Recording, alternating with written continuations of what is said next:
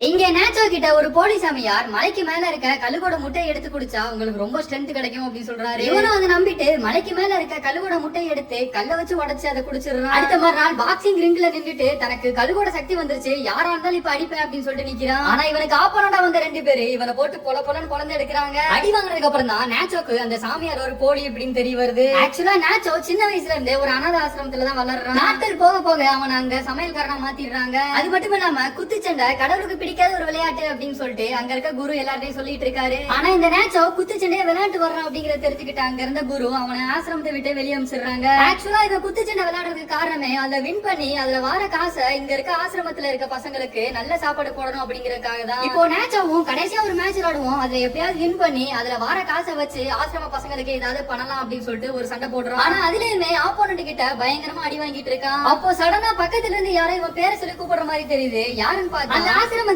இவனுக்கு பிடிச்ச நன்னும் அங்க இருக்க பசங்களும் வந்திருக்காங்க. சோ இத பார்த்ததுமே இவனுக்கு பயங்கர எனர்ஜி வந்து ஆப்போனன்ட்ட ஒரு லாக் போட்டு அப்படியே மடிச்சிடுறான். ஆப்போனன்ட் இதனால அதுல இருந்து தப்பிக்கவே முடியல. சோ நேச்சோ எப்படி வின் பண்ணிடுறான். அண்ட் இவன் நினைச்ச மாதிரியே இவன் வின் பண்ண அமௌண்ட்டை வச்சு அங்க ஆசிரமத்துல இருக்க எல்லா பசங்களையும் டூர் கூட்டிட்டு போறான்.